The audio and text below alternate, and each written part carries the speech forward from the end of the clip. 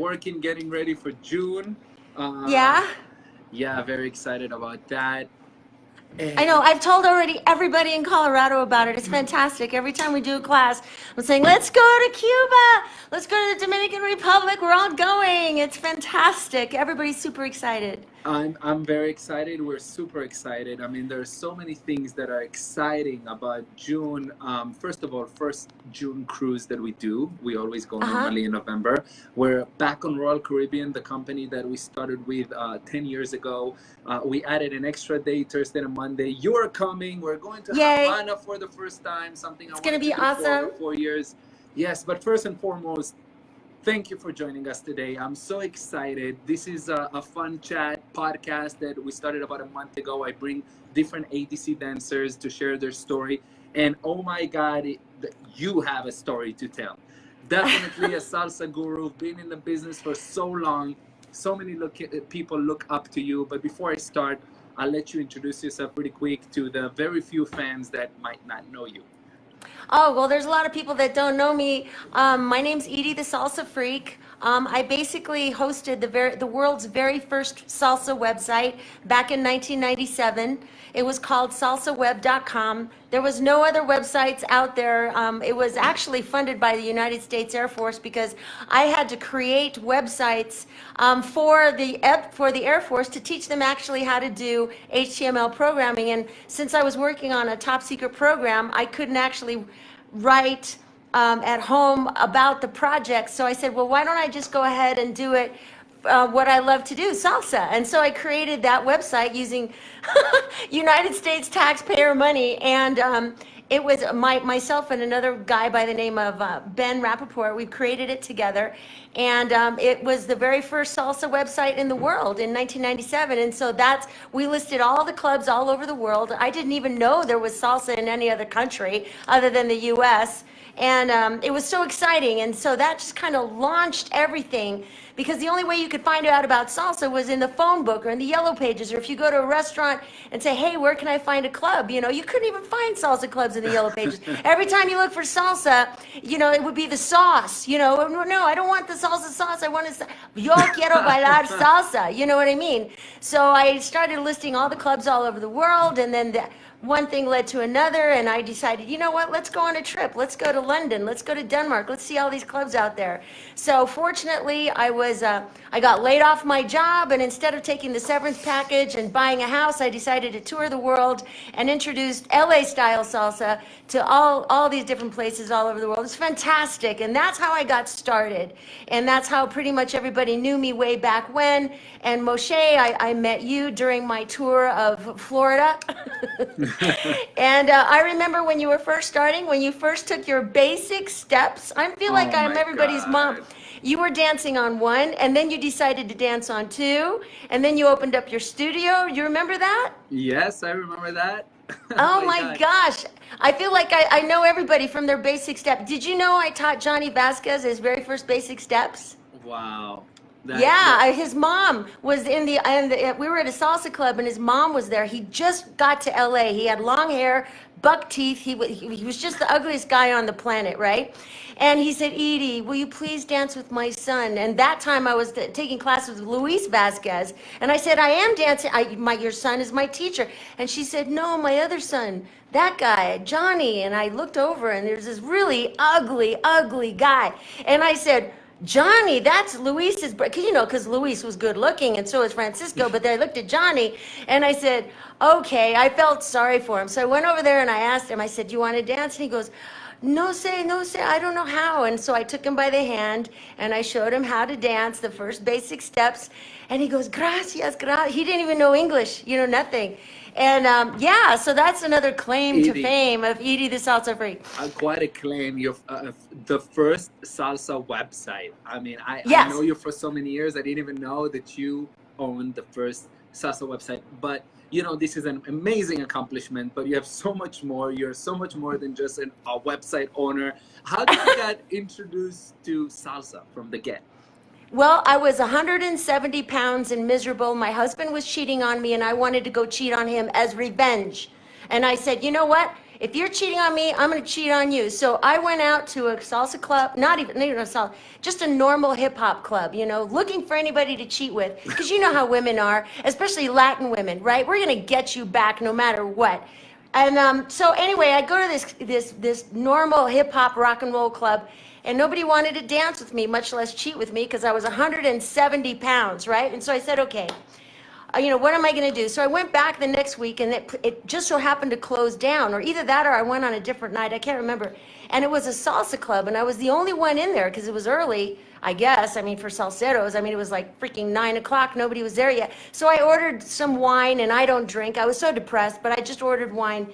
And I was sipping on it, and these couples came in 2 by 2, and I thought, what is this music? What is this dance? And I liked the music because it just seeped into my soul. You know, I think that when people are hurting, or when they're in pain, or when they suffer a loss, when you hear salsa, I mean, it's the substitute for what you're missing. And that has become my addiction ever since then, for the past 25 years. And anyway, so I was sitting there and I saw these amazing people come in, and I saw Luis Vasquez with Joby and Jeanette, and they were doing all these spins and turns and craziness, and he was messing with her hair on the dance floor, and it was just such the sexiest thing I've ever seen in my life, and I was just hooked.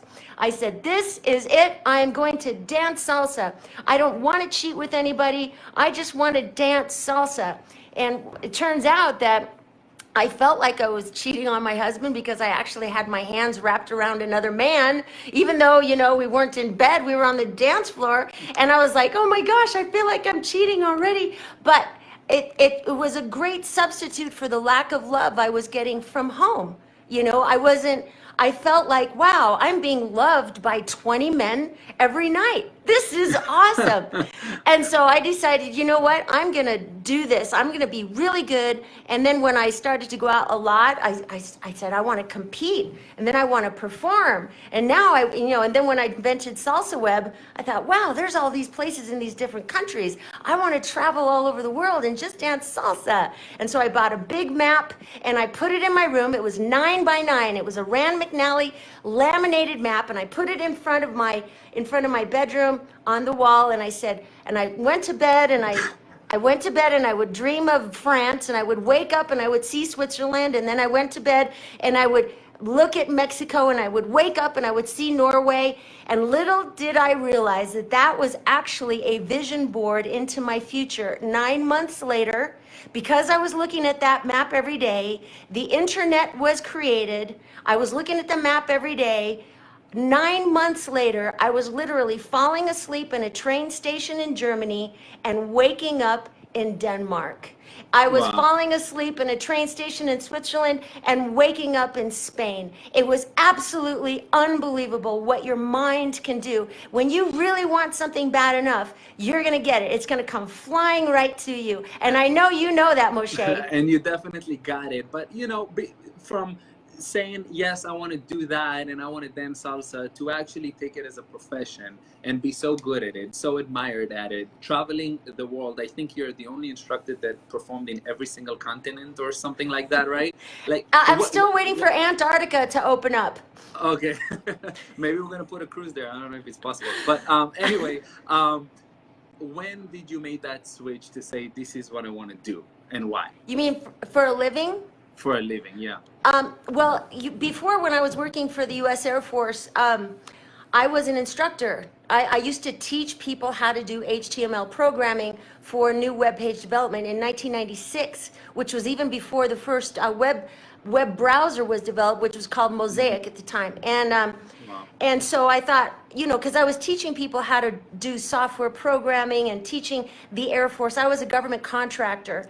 And so I was already always a teacher, okay? And when I was dancing salsa, because I had not started my first basic steps until I was 30 years old. So I wasn't born a dancer, you know, not like these people today have been dancing since they've been 3 or in the womb spinning, you know. I was 30 years old when I started my first basic step. And because of that, I had to figure out on my own what are these people doing and how can I apply that to me? Because I was a swimmer before, I did some running, I did some bodybuilding way before then. But I thought, how can I do what they're doing? And then when people would come up to me and say, you're doing salsa, show me, I would have to take what I knew for me and interpret it into a language that people understood to learn, because they didn't know what an attitude turn was or a chaîné turn or a pivot technique. That's all language of ballet and jazz people. I was just a normal, overweight, married woman that was just trying to have fun, you know? And I thought, wow, how can I show this to other people so that they can have fun too? And so I said, okay, step by step, this is what you do. And I wasn't influenced by the Spanish people at the clubs because I didn't know how to speak Spanish that well. And so when they would ridicule me or call me names or give me dirty looks, I didn't care because I had no idea what they were saying. I just focused on having fun and showing other people how to have fun. And so the transition from having fun, girly girl dancer, to actually teaching happened when I got laid off of SAIC. I used to work for Science Applications International Corporation, and they are all over the world, whatever. And so when I got laid off over there, instead of finding a new job in aerospace, I decided, you know what? I can make money teaching private lessons for a while, and I can go and travel. And so when I started traveling all over Europe, my very first tour, all the Europeans were still dancing Cuban style. They had no idea what LA style was.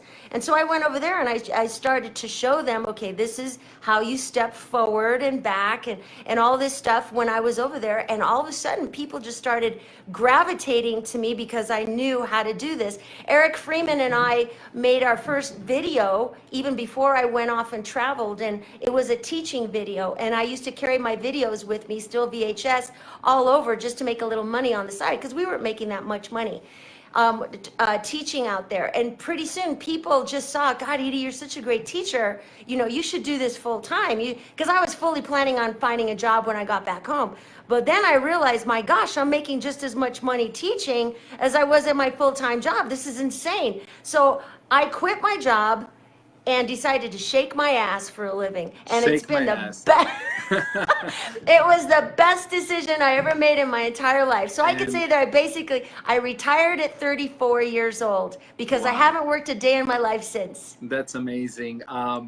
What do you think made you such a great dancer, as these guys said?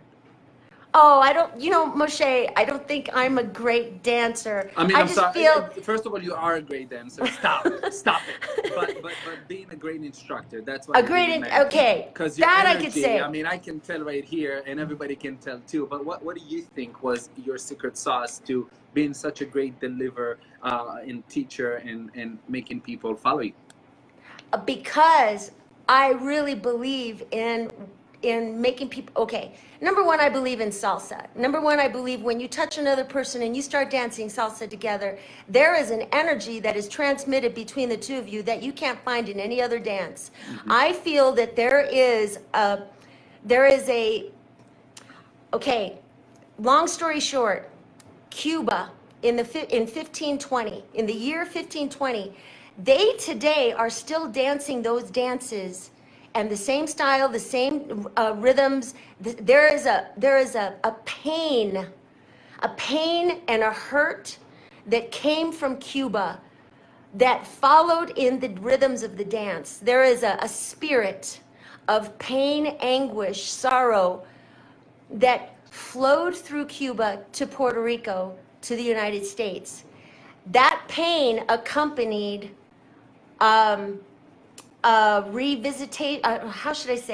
pain and happiness. Because through pain, if you can conquer pain, you will become happy. And the the Africans that came over in those boats as slaves and ended up in Cuba carried with them such incredible pain. And I believe that spirit came through the dance, but it also created an accomplishment, a happiness, a victory over that pain. And I believe that the rhythms of salsa carry that spirit of pain and then victory. And through that, it is that's why it's so attractive to people who are suffering, to people who are lonely, who have experienced a loss, because those rhythms help you identify with that pain. But then there is also a sense of victory, a sense of overcoming, a sense of accomplishment through these rhythms and through this pain. And I believe that a lot of people are able to solve a lot of their problems just through dancing, especially salsa. And so I said, you know what? I overcame the problems that I had with my husband, my weight issues, all that, just through dancing salsa, through listening to salsa music. And, it can replace caffeine. It's just such an elixir. It's a medicine. And you so had that people, when you started to teach? That's how oh yeah, you're related? yeah, because I wanted to teach everybody. I wanted to show everybody, look, you have a problem today that's huge, that's massive. Tomorrow, you go dancing tonight, tomorrow your problem is going to be that big. It just has a way of healing. And so I wanted to train people and teach them how they can not get rid of their problems, but more easily handle their problems if they learn to dance salsa. And so that's why I wanted to teach people so badly, because it gave me such happiness. And I see all these miserable people around me, and I say, you know what? You come with me to a salsa club tonight, your problems are going to be that small. You just wait. Yeah. And that's why I wanted to teach them so badly, is because I wanted them to be happy. And I want all people to be happy. And so that's why I really love teaching beginners. You need some vitamin D, dance. You need to dance, right? Vitamin dance, yeah. Vitamin dance. And the name Salsa Freak? Okay. Okay. So Salsa Freak came about because all I was doing was I was living, breathing, eating, talking, dancing, sleeping, performing, traveling, salsa all the time. I was just talking to a client yesterday, and I said, I literally missed 10 to 15 years of top 40 music from 1994 to almost 2012, I believe. I never listened to the radio at all. It was just pure salsa. And so when I was writing about salsa on Salsa Web, which was the very first website on the internet, I was writing about my competition experience, dancing with guys who smelled, who farted on the dance floor, just different things that happened to me on the dance floor. I would write about it in a blog format. Back then it wasn't called blogging, it was just called writing. And so anyway, I would start writing about all this stuff, and everybody started coming to the website asking me my opinion. They thought I was like some sort of guru expert. So I named myself Edie the Salsa Freak, Dear Edie column. Dear Edie, my partner's being an asshole, what do I do? And I would respond, well, my partner's an asshole too. You just gotta grin and bear it, especially if he's good. All this. And so I would write these stories, and they said, God, you're really a freak about salsa. And I said, yeah, I'm Edie the Salsa Freak. People told me I should call myself the Salsa Princess or the Salsa Queen. I said, no. Save that for Josie Neglia and all the really, really great dancers. I'm just a normal, newly divorced woman, right, that's slightly overweight, that just is a freak about this dance and this music. So I can actually grow old and still call myself a freak. I couldn't really grow old and call myself a princess. No way. Or a queen. So I feel very comfortable with freak. And when people say, I say, Edie, what's your name? Edie the Salsa Freak. They kind of laugh, and then that makes them feel more comfortable around me. Right. Because I'm not the best looking girl in the world. I'm not the best dancer in the world. I'm just really freak about salsa and salsa music. We all have some freakish in us, right? So absolutely. So I think that's how people can relate to me, and why I still can remain so happy even after my broken heel last year, because I knew that salsa's still there. I would listen to salsa music. Did I tell you I broke my heel? Yep. Yeah, it was a real horrible. Do you want to see it? You want your fans to see it? Sure. It's kind of gruesome. Okay, look. So this is my heel. What I did was I fell off a ladder in June. And so that was what my heel looked like the day after. Yeah, it was really bad. And so this was just last June. This was about maybe 6 months ago, or no, 8 months ago. And so this right now is what is in my foot. Okay, but you know what's really cool, Moshe? What's that? is that I still have my foot. Yes, I still have my foot. Your And energy, I your can spirit is definitely something. You love to teach, and obviously, you just explained to us why you love it so much. But you have an extra passion to teach beginners more than anything else. Is that right? Yes, yes, I And love why is that? beginners. I love beginners. I because I learned from them. Believe it or not, it's amazing. I love beginners because I remember what it was like when I was them. When I was first starting out and I couldn't even walk. I felt like salsa. I couldn't even walk, you know. And I have such. They're looking. They're searching for something. They're in pain about something. We all are, right? But they want to touch and communicate with people. You and I are communicating, thank God for Facebook, but you know, I'm not touching you, Moshe. There's a healing element in touch. People want to put down their cell phones for a while and just touch somebody else and make their pain go away. And they're not cocky yet. They don't think, you know, their shit doesn't stink yet because they're such great dancers. They just are looking to find somebody who will say yes when they ask them to dance. Or women just want to be held for, if anything, for 3 minutes, you know? And what's interesting is that there's no commitment in that dance. You don't have to like, okay, I'm gonna marry you now. No, it's just a beautiful exchange of human feelings between each other just for 3 minutes in a dance. And when you can coordinate those steps with somebody else, the feeling, the power of salsa goes inside of your system, inside of your blood. But it won't go in there if you don't know how to do the steps right. And so the only way that you can actually experience this incredible magic of salsa is if you are with somebody else dancing the same steps back and forth, and exchanging that beautiful pain and then victory and overcoming and accomplishment and all this stuff that salsa brings. You know what I mean? 100%. It's just incredible. It's definitely, and whoever, and so pretty much everybody that is listening right now started dancing, and I'm sure so many people can relate to what you're saying, the first dance, the first time, the first class. Now, you just shared with us, you literally built the first website, and we're talking about 1997, first website for salsa. Yeah. Since then, you also brought up cell phones.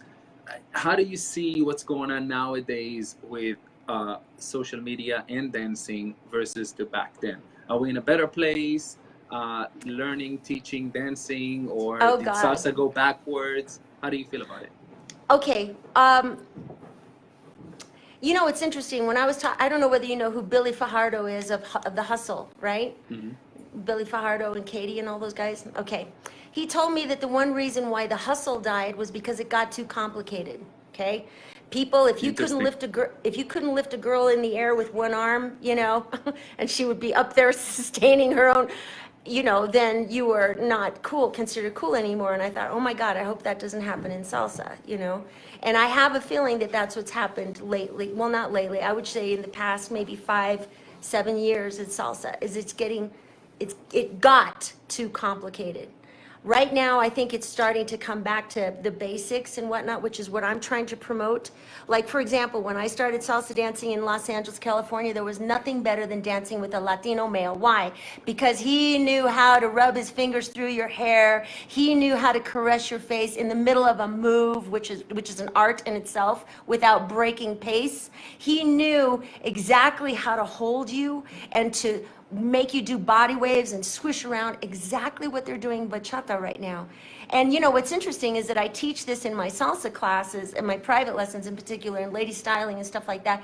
And they go, oh, Edie, I thought that was only in bachata. And I look at them, I say, we did this in salsa years ago. I don't understand why you guys aren't doing this now. This is crazy. What happened? And I think that because of all the congresses, and the only way to get invited, this is my own fault too, okay? The only way to get invited from Congress to Congress to Congress, if you showed impossible, unleadable moves, and people were like, oh my God, this is amazing. Yeah, let's hire them for the next Congress because look at all these crazy turn patterns they're doing, and it's so difficult, and we want you at our Congress. And because if you showed something just simple, they wouldn't be impressed. People's insatiable desire for more and more and being more and more impressed just went through the roof. And I believe that it got to be too complicated. No more was there sensuality in the music, sexiness, compassion and loving and passion in salsa. Now it was, what's the latest turn pattern? What's the latest lift and trick? How many different pretzels can you put her in before you yank her arms off? And oh, I'm sorry, because my arms are so short, I can't do this move. But why can he do it great with that woman who's 6 foot tall and weighs 93 pounds and her arms are spaghetti?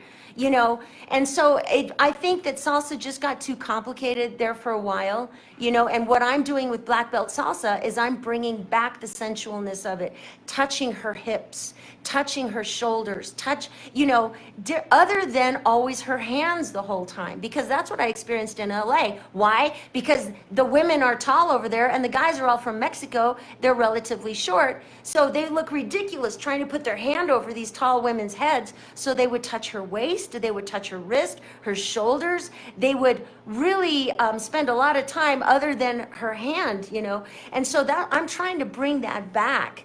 And I believe that, what's happening now with other dances getting to be more and more powerful is because of the sensuality. People want to get back to sensual dancing.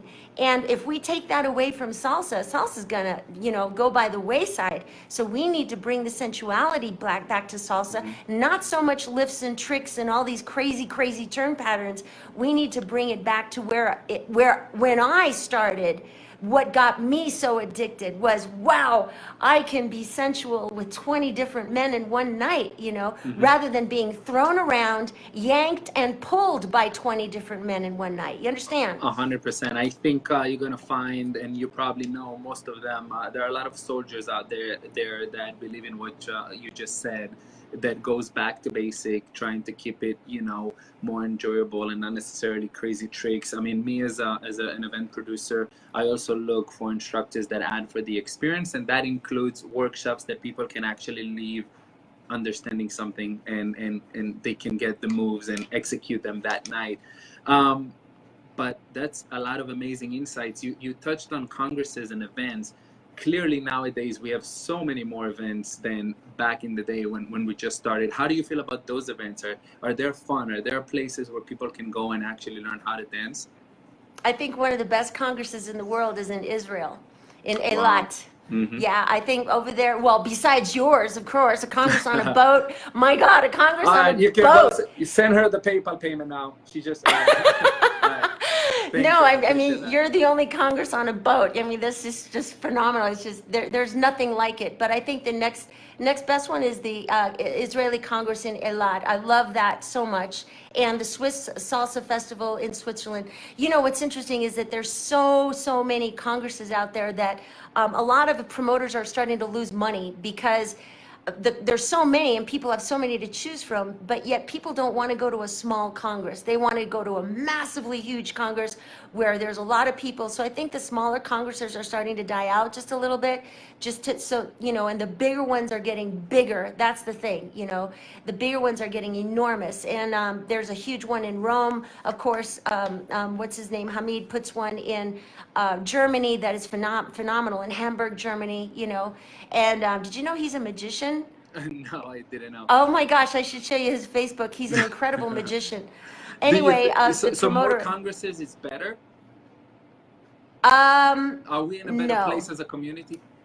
I don't think more congresses is better. I think only because I know the promoters personally, and when they put down $30,000 to start with just from their savings, and then when people don't show up because there's another congress the next weekend close by, they lose their entire savings. And I also I have a website, dancebusinessmanagement.com, where I discuss all this on how to effectively run a congress without losing your shirt. And that's just one of maybe 17.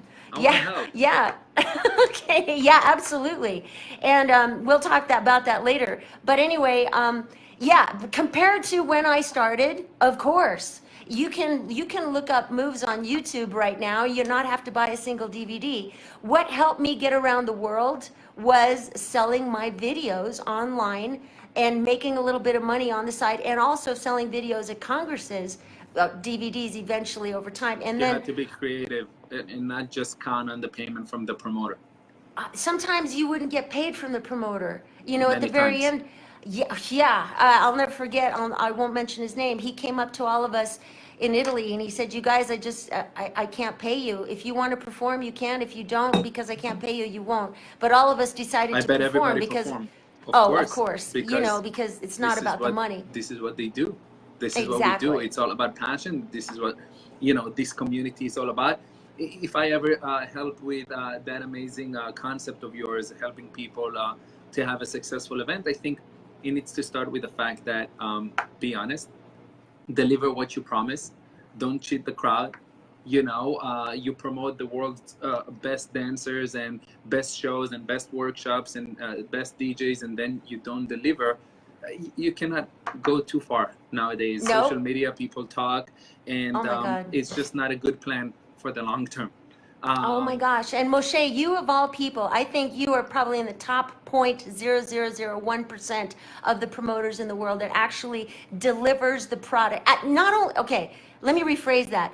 Over delivers the product that you say. And I say that hands down with all honesty, because there are so many other promoters out there that are just scammers. You know, I won't mention their names, but you of all of them have consistently over delivered, over surprised us every single year of your event. And I'll never forget when you first asked me to go, and I kept saying, no, I can't, I don't have time.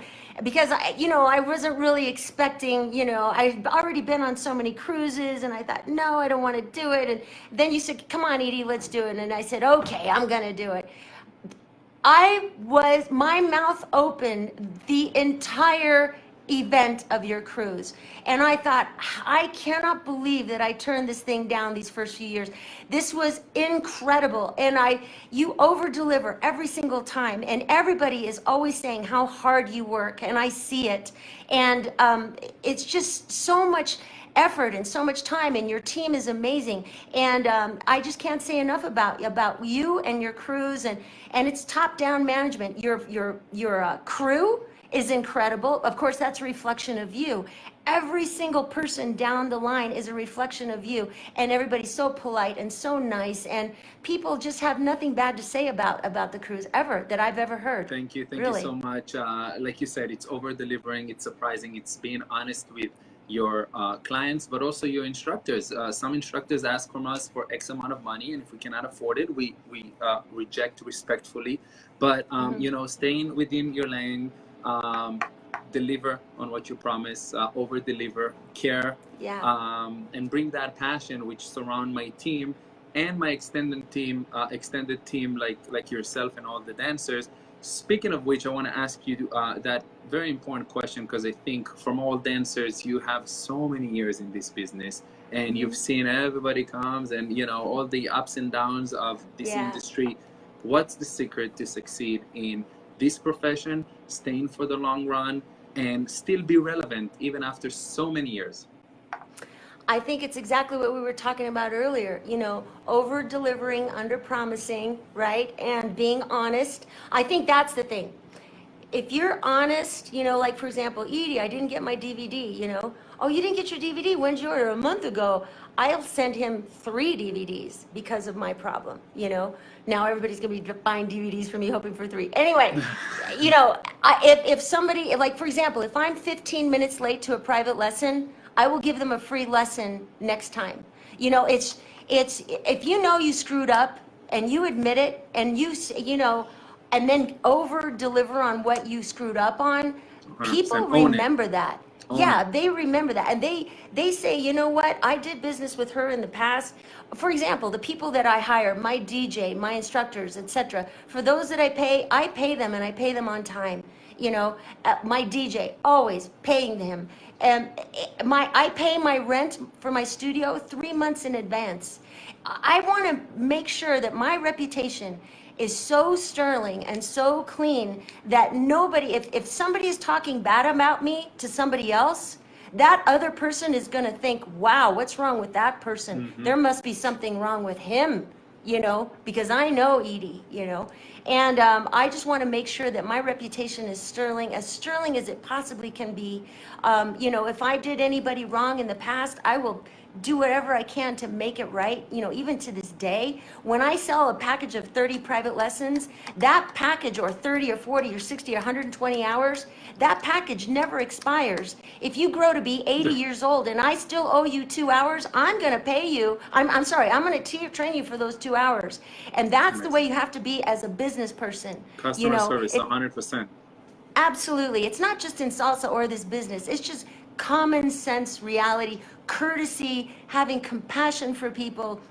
Now, I believe that I broke my heel for a reason this past year, is because maybe I wasn't as compassionate with those people who had bad knees or bad, while I was training them. Now I fully, truly understand what it's like to be in physical pain for so long, And so now I have more compassion for people. And I know that was lacking in me as a person. So God, broke my heel for a while, and now I really can understand. So when you're walking in somebody else's moccasins for a mile, you can truly have compassion. And I believe that honesty and compassion and love for other people too, You gotta love people, don't take anything for granted, like, being injured and the fact that we can do what we do. How important you think being professional and professionalism is as a part of this process of staying in the business for so long? Oh my gosh, now with social media, if you screw up one little thing, the whole world knows about it. You have to be professional from the minute you get online in answering your emails. Like sometimes if you get an email that's really nasty, don't respond right away. If somebody calls you on the phone or something happens, think before you type. Think before you talk. That's a Latino's problem, okay? They just blurt out whatever's inside of them, right? No, you got to think. It's not only Latinos' problem. I mean, Asians, Middle Easterns, Africans, all that. You got to think before you speak. Think before you type. Think before you take that picture. There's a lot of pictures that I've taken of dancers in very uncompromising, unflattering poses, or while they're on the dance floor, they look fat. Where they're not fat, I won't post it because they don't look good. You have to be professional even when you're dancing socially with people on the dance floor. Thank them for the dance, pat them on the shoulder or whatever. Really be courteous and cordial with everything that you do, because bad news just flies like fire, but good news, it just takes so hard to walk up that hill, Oh yeah, did you hear something good about her? No, rarely. But did you hear about something bad about her? Oh, of course, everybody knows. You see what I mean? Social media definitely expose us, despite, so many people talk bad about social media and social media. I believe that social media exposes us, and if you're a good person, everybody gonna know about it. If you're a bad person, everybody gonna know about it, and when it comes to professionalism, I keep on mentioning it to many of the dancers that I work with. I mean, yes, I extremely appreciate your amazing show and your great workshop, but showing up on time, being easy to work with, taking care of that student and stay 5, 10, 20 minutes after your workshop to help them and not run to your room, coming to the dance floor. I mean, I know some people make it as a part of the contract. We never asked anyone to come to the dance floor. However, we do notice when people are a part of the event and a part of the experience. And are you hanging out only with the dancers that you know from back home, or you're dancing with new people and students and the beginners from your class?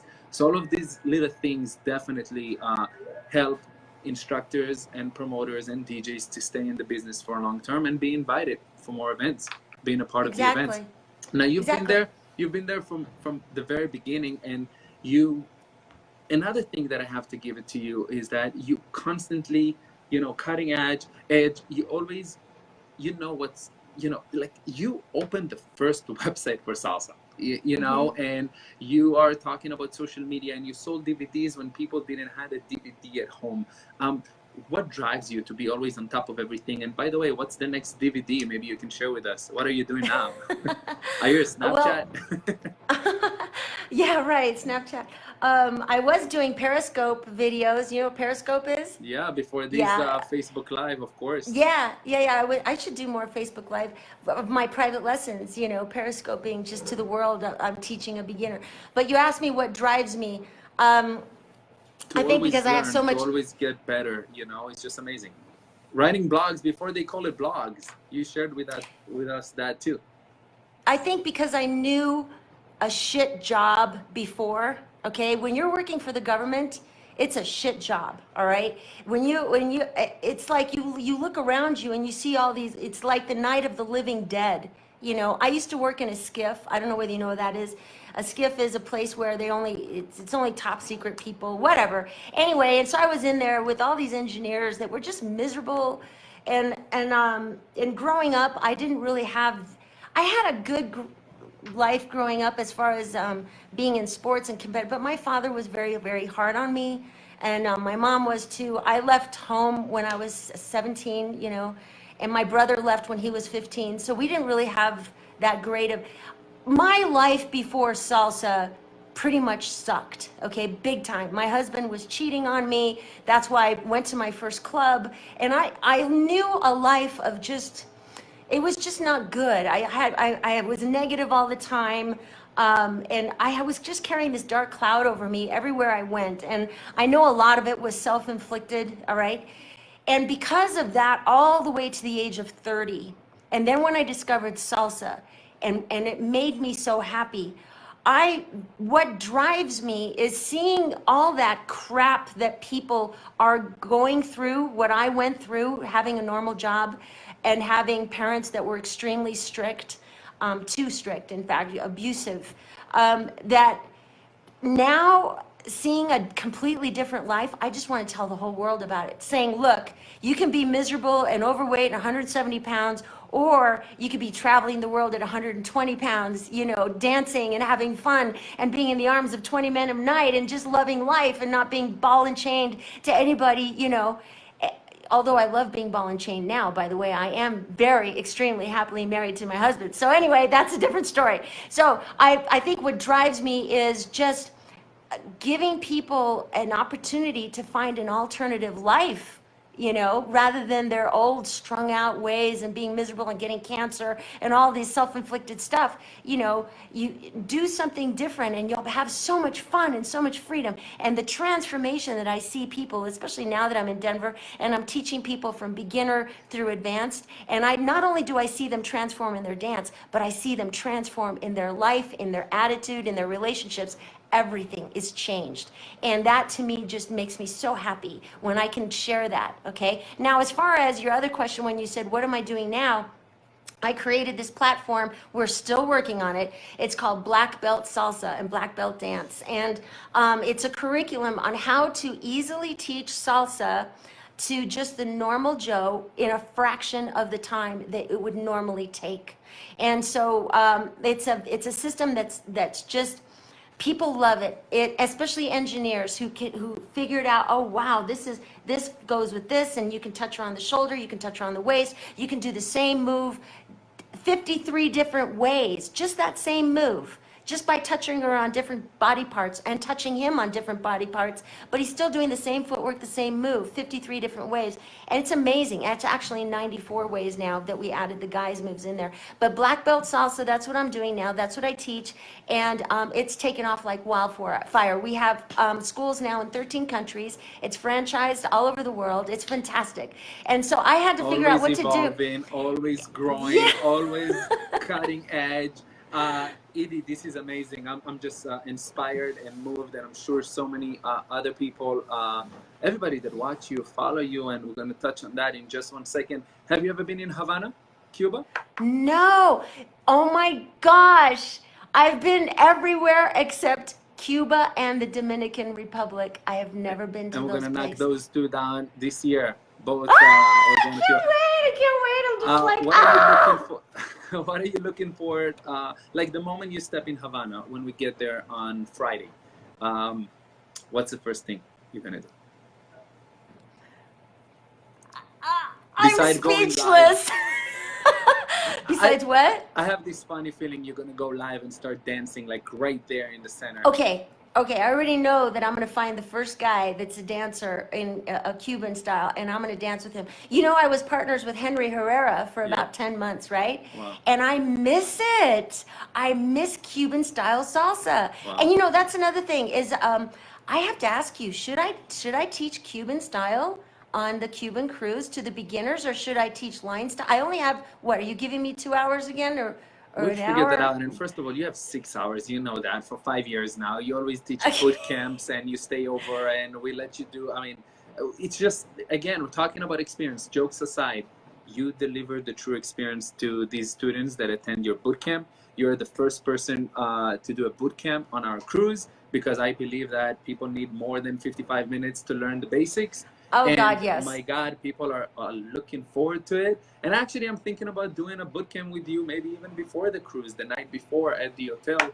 A lot to talk about. That would be fabulous. The idea is to get to everybody should dance on the cruise. If not the first day, the second day. That's why we have 5 of them, right?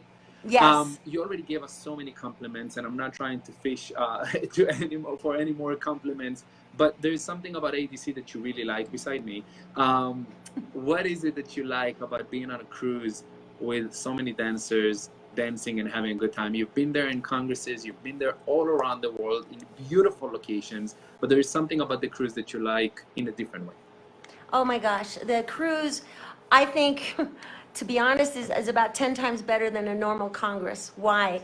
Because you have the ocean breeze all around you, surrounding you. You can take a break from everybody and just go on the rail of the boat and look out and feel the breeze on your face, and you can hear the salsa music playing in the background, and you just feel it. It's almost like a magical feeling of, because we're still breathing the same air that they breathed in the year 1520, when the Africans came over to Cuba. And we're still drinking the same water, we're still in the same atmosphere, and hearing the mystical sounds of that incredible beat, those African rhythms, amidst the mist of the ocean and the breeze on your face, takes you back in time and in spirit to a place that we will never know in normal social media, Facebook life, you know. Right. It takes you back, and taking a break from it all and just feeling that breeze of the ocean, and then waking up in the morning and seeing the beautiful blue waters and listening to salsa music, and also, you know, the social aspect of it too. I'll never forget, on the first cruise, this totally random guy came up to me in the elevator. We were on the 6th floor, we were going up to the 12th floor. And he says, "Edie, can you help me with a move?" I said, "Who are you?" And he goes, "You don't know who I am, I know who you are." He goes, "Will you just help me with this move that I just learned in this workshop?" And so we went from the 6th floor to the 12th. From the 6th to the 12th floor, he got the move, beautiful, while we were listening to salsa music in the elevator, and I never saw him again. And I was like, oh my gosh, you could never do this on a normal cruise. You know, you could never. And I feel that also on the salsa cruise, there's not so much this stuck-upness, I'm better than you attitude. I feel like the people on the cruise leave that attitude at home. They don't care. They're on vacation. The instructors are on vacation. You know, I feel like when they're at a Congress, the instructors have to be on their best behavior. They have to be badass on every single move on the dance floor. They have to look perfect. They have to be perfect. But you know what? On the cruise, they kind of let loose a little bit. They don't have to be their perfect, stuck-up selves anymore. It's a vacation for everybody. Yep. Exactly. It's a vacation. It's a reunion. Yes, there's a it's reason a why reunion. so many instructors are coming back again, and so many performers, and so goes to obviously the clients that keep coming year after year. You mentioned about the big congresses. We got to that point last year with 3,200 people on a boat, but this year we brought it back to a small size and more like a group feel. Only 1,600 people going with us to Cuba, and I'm very excited about that intimacy. And 2,000 in DR. And you know, we always said ADC is a Congress on steroids, because we see each other more often. And then the way you explain the ocean breeze and being in the middle of the ocean, I'm not going to compete with that. That was perfect. Edie, I'm looking forward to see you on the cruise. For all these people that want to follow you and keep on getting info and that energy that you possess, how can we stay in touch? Send message, website, social media? My website is salsafreak.com. And my classes and stuff are, this is salsa.com. This is salsa.com, Salsa Freak, social media, Facebook, same thing? Social media, pretty much look for just Edie the Salsa Freak and you'll see me. I have three Facebook accounts. And I'm going to make you also put your email right here, right now, because I know a lot of people want to ask you some questions. Yeah, absolutely. You want me to write it down or to... We can add it at the end. I'll add it to okay. My email what is it? Is Edie, that's EDIE at blackbeltsalsa.com. Awesome. Edie, looking forward to see you in June. Thank you so much for this fun chat and for your time. Yes.